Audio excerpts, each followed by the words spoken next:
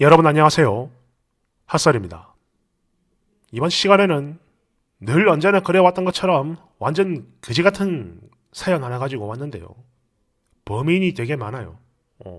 여러분들 보시고 누가 제일 그지 같은지 댓글에 남겨주세요.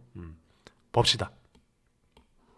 제목: 여자친구 어머니의 장례식장. 여친의 전 남친이 찾아와서 아주 큰 빅동을 싸고 갔는데요. 그래. 안녕. 사요나라. 원제: 장기 연애의 흔적은 지우기가 어렵다. 얼마 전에 여자친구의 어머니가 돌아가셨습니다. 갑자기 사고 같은 걸로 돌아가신 건 아니고요. 말기 암으로 투병을 좀 오래 하시다가 돌아가신 건데, 그러다 보니까 어느 정도 충분히 마음의 정리를 하면서 그렇게 맞이한 장례였지요. 여친의 슬픔, 그 마음의 깊이를 저로서는 전혀 알 수가 없었습니다. 일단 여친 아버지는 여자친구가 아주 어릴 때 이혼을 했고 또 새 가정을 꾸렸다고 해요. 그래서 형제라고는 5살 위에 언니가 한 명 있는데 그냥 그게 여친에게 있어 가족의 전부죠. 두 자매뿐입니다. 이제 어머니가 돌아가셨으니까요. 코로나도 있고 하니까 장례식장에 많은 사람이 오진 않은 것 같은데 특별히 기억나는 사람이 한 명 있습니다. 바로 여자친구의 첫사람입니다. 고등학교 때부터 만나가지고 24살까지 총 8년 동안 만난 사람이라고 해요. 참고로 저하고는 26살에 만나가지고 2년을 함께 보냈죠. 전 남친이 있었다는 것도 알고 있었고 되게 오래 만난 것도 알고 있었습니다. 8년 동안 만난 거. 그런데 말이죠. 그 사람이 장례식장을 오자마자 바로 달려들어 품이 안겨서 엉엉 우는 모습을 보니까 솔직히 그 슬픔을 공감하기보다는 혼란스러운 감정밖에 들지 않았습니다.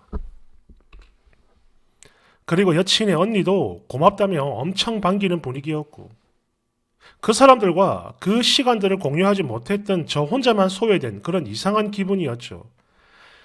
여하튼 그렇게 좀 비어있는 장례식장을 채우기 위해서 무려 이틀 동안 서로 먼발치에서 앉아 그렇게 지켜봤습니다.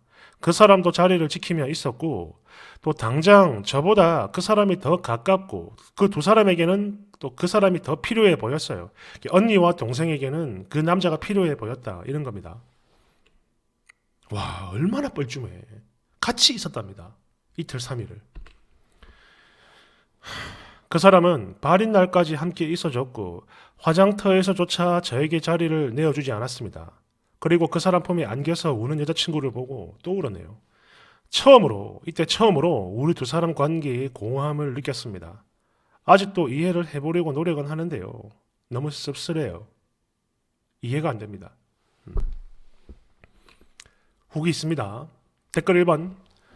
아니 거기 쭉 치고 앉아있던 전 남친도 어처구니가 없지만 여친이 더 미친 것 같네. 지금의 남친이 얼마나 우스워 보였으면 존중이라는 게 아예 없구만.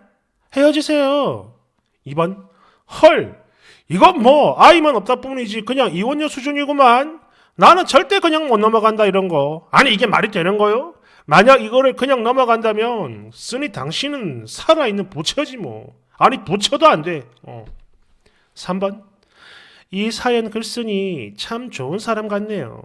나 같아도 엄청 씁쓸하고 허무하고 공허했을 겁니다. 하지만 서두에 여친 슬픔의 깊이를 나로서는 전혀 알 수가 없다 라고 말을 하는 부분에서 이 상황의 특수성을 고려하고 받아들이려고 하는 모습에서 정말로 진중하고 어떤 성숙함이 느껴져요. 저 역시 좋지 않은 일로 사이가 되게 멀어진, 아니 완전히 연이 끊겼던 친구 어머니의 장례식장을 찾아간 적이 있어요. 그 어머니 역시 마찬가지로 아주 긴 시간 동안 그리고 고된 투병 중에 세상을 떠나신 건데요. 친구는 아마도 경황이 없어서 폰에 저장되어 있는 모든 사람들에게 동시에 문자를 보냈던 걸로 추정이 돼요. 솔직히 그 연락을 받고 저는 당황했죠. 연을 끊었는데. 하지만 사람이 기쁜 일은 몰라도 슬픔은 나누어야 한다는 그런 지론이 제가 있어요.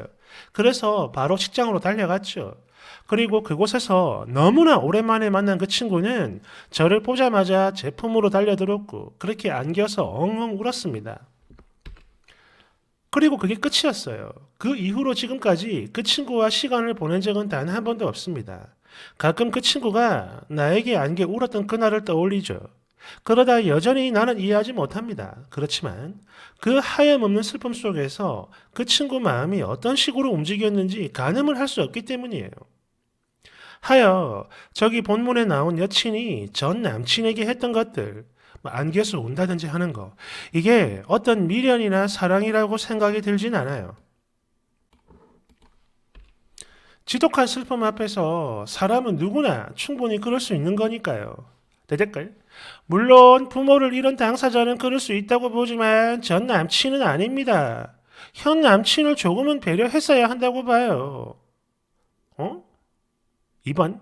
네, 맞습니다. 저도 그 부분은 같은 생각이에요. 전 남친이 다른 건 몰라도 최소 화장터에서는 현 남친에게 자리를 내어줬어야 한다고 봅니다. 멀찌감치 떨어져 지켜보는 것만으로도 전 남친으로서의 도리는 충분히 했다고 보여져요. 3번. 에? 오히려 전 남친이 배려할 필요는 하나도 없지요. 전 여친이 다시 현 여친이 되느냐 마느냐 하는 기로에서 말이지. 쓰니야 뭐 전 여친 현 남친이지. 뭐 내 남친 아니잖아. 나하고 뭔 상관이요. 4번. 그래요. 이해는 합니다. 근데 그게 바로 양아치라는 거죠. 4번. 처음이야 슬픔에 잠겨서 경황이 없으니 이해를 한다지만 발인 날까지 계속 옆자리에 전 남친을 두고 있었다고? 솔직히 이거는 선을 넘은 거죠. 사람 비참하게 뭐 하는 거야? 와 진짜 거기 앉아있는 동안 얼마나 거지 같았을까. 저도 공감합니다. 여기서 화를 내고 박차고 나가버리면 또 쪼잔해 보일 수 있거든. 얼마나 거지 같을까. 5번. 아 이거 미친 이게 뭔 꼬라지요. 둘 다 미친 건가? 상 한 번 더 치르면 손잡고 모텔 가겠구만. 어이구. 6번. 이거는 헤어지는 게 맞죠. 나라면 절대 결혼 못합니다. 아니 결혼을 한다 한들 아내를 껴안을 때마다 그 남자 생각이 안 나고 빽이겠냐고. 안 그래요? 7번. 내가 쓰니면 품에 안기는 순간 바로 집으로 갔어요. 아주 그냥 난리들요. 연병철 떨고 있구만. 어차피 일이 마무리되면 여자에게 이별 통보받을 것 같은데 뭐 하루 이틀씩이나 자리를 지키고 있었습니까? 솔직한 마음 내 성질 같아선 깽판을 쳐야겠지만 그래 본들 거기에 있는 사람들 중에 내 편 나를 동정해줄 사람은 없을 테니까 쪼잔해 보겠지. 그래서 좀 비참해도 그대로 집으로 가고 당연히 연락도 끊어야 하는 겁니다. 뭐 이틀 동안 참 어처구니가 없네 정말. 대댓글. 결혼 후에도 어떤 힘든 일 생길 때면 그때마다 늘 남편이 아니고 다른 누군가의 품에 안겨서 울겠지 뭐. 2번. 아이고 퐁퐁남 장례식 버전이구만. 개인적으로 역대급이라고 봐요. 뭡니까 이게. 8번. 저는 글쓴이의 공허함과 서운함 다 공감됩니다. 이런 엄청난 일을 겪어도 편한 관계를 지속할 남자, 아니 그런 사람은 없을 거라고 봐요. 공감 영역 밖이죠. 이건 공감의 영역 밖이야. 여하튼 저라면 차분히 정리할 겁니다. 9번. 대충 내용만 봐서는 전 남친과 헤어진 이유가 어머니 암투병으로 남친 부모님의 반대인 것 같아요. 즉 여전히 마음은 전 남친에게 머물고 있다. 뭐 그런 거지요. 10번.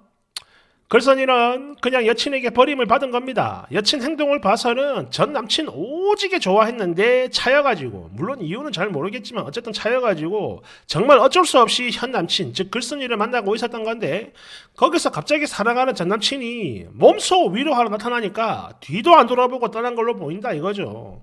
좋게 말해 글쓴이를 버린 게 아니라 하더라도 그래. 이미 자기 스스로 쓴이보다는 전 남친에게 더 의지하고 있더라 라는 사실을 이번 기회로 여친 스스로도 알았을 거라 이거지 내 말은. 11번. 이건 그냥 정신 뽀개진 년과 마지막 날까지 깨긴 정신 박살난 놈의 거지같은 콜라보네. 12번. 결혼이 아니라 그냥 사귀는 건데 언제든 헤어져도 문제될 게 없는 남녀 사이잖아. 이번에 헤어져야 할 결정적인 사건이 생긴 거죠. 여하튼 이걸 보고도 발인 날까지 지켰으면 쓰니는 진짜 엄청나게 착한 거야. 정말 훌륭했어요. 대단합니다. 근데 헤어지세요. 이건 아니야. 13번. 장난하는 건가? 아무리 상황이 그랬다 하더라도 또 100번 양보해서 처음 만났을 때 한 번 정도는 그래 품이 안겨가지고 울 수 있다고 쳐도 그 뒤는 또 뭐냐?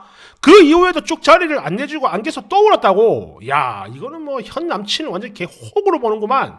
완전 돌았어 둘 다. 초무개념 전 남친 거기 계속 안겨서 우는 정신 나간 여친 역시 끼리끼리는 사이언스입니다. 14번. 자, 여기서 우리 소설 한번 써봅시다. 여자의 엄마가 암에 걸려 8년 동안 만난 남친의 부모가 엄청난 반대를 해서 결국 저 두 사람은 헤어졌다. 이후 여자는 언니와 엄마를 열심히 돌봤지만 외로움을 못 참고 8년 동안 만난 남친과 몰래 연락을 하며 몰래 만나왔다. 근데 그게 너무 힘들어가지고 잊으려고 다른 남자, 즉 쓴이를 2년 동안 만나온 건데 이게 마음에 들진 않고 자꾸 8년 만난 남친이 생각이 나는 거지. 그렇게 지난 2년 동안 서로 연락처를 안 바꾼 건지 아니면 계속 몰래 서로가 연락을 했었던 건지 잘 모르겠지만 8년 남친을 보자마자 안겨서 펑펑 울었다는 것을 보면 자주 만난 사이는 아닌 것 같아요.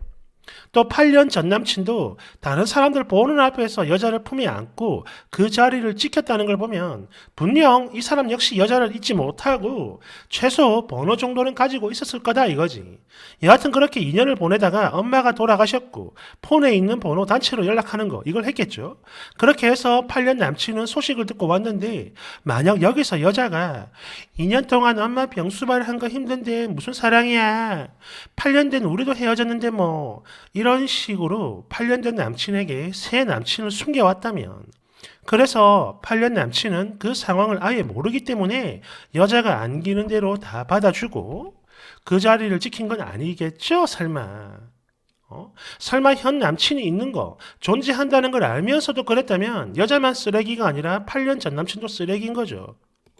고딩 때부터 24살까지 만난 소중한 사람이고 가족들도 잘 아는 전 남친이라지만 또 전 남친이 현 남친의 존재를 모른다 해도 그래요. 언니는 알고 있잖아. 그럼 언니가 먼저 나서가지고 동생이랑 전 남친을 말렸어야 되는 거 아니냐 이거죠. 즉 만약에 언니도 공범이면 언니까지 쓰레기가 되는 겁니다. 셋 다. 그리고 쓴이는 이런 상황들을 보고도 이해할 것도 같다니 정말 착하네요. 대인배야. 죄송합니다. 배보다 배꼽이 더 컸는데 분량 조절 실패했어요. 2부는 잠시 후 후기에서 아니 후기는 잠시 후 2부에서 조금만 기다려주세요. 좋아요 부탁드립니다. 감사합니다.